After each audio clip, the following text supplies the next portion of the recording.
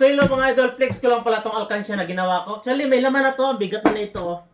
Tapos ito, ano to siya, yung lagayan ng langis na 20 liters, bali isang container to mga idol na itong takip niya, binutasan ko. Tapos yung ito kasi yung mga idol natatanggal to dati. Kaya lang lalagyan ko ng epoxy para hindi na siya natanggal kasi may mga bata dito. Alam mo naman na sinusungkit-sungkit yan. Pero itong butos ito mga idol, hindi to basta-basta masusungkit o makakuha kasi nilagyan ko to ng spring sa ilalim na kapag naghulog ka ng, lapit ka. Kapag naghulog ka ng pera, ayan, nagbabounce siya. Ayan, oh. Hindi siya basta-basta na masungkit kasi nga meron siyang harang sa ilalim. Kasi kapag ihulog mo, ayan, oh, meron pa siyang may sasabit. Kaya pag sungkitin nila, hindi basta-basta makukuha. Ayan, may sasabit siya. Tapos yung 20 pesos naman, saktong-sakto lang talaga. Masikip siya.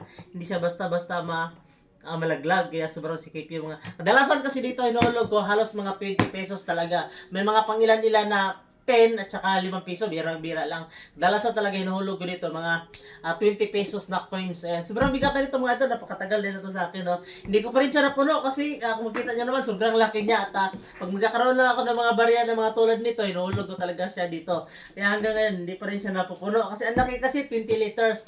So ito, meron tayong barya ngayon, hinuhulog na naman natin dito. Ang laki kasi niya, tagal niyang punuin. So hulog natin, itong mga barya na meron tayo. So ayan.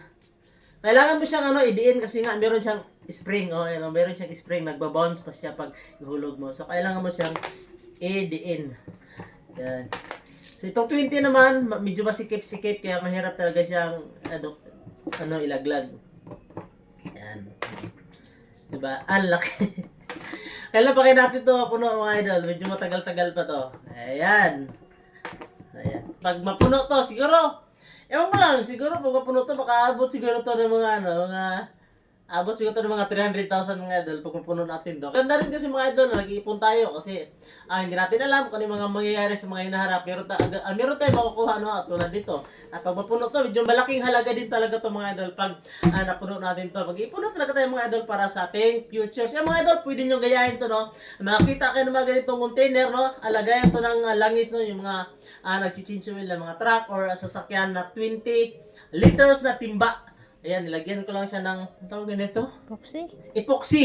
Nilagyan ko lang siya ng epoxy yung mismong bunganga niya kasi ito natatanggal to yung yung takip na to, natatanggal siya. Kaya lang, dinikitan ko siya ng epoxy para hindi na talaga siya natatanggal. At yung mismong butas, saktuhan na talaga siya sa 20 pesos.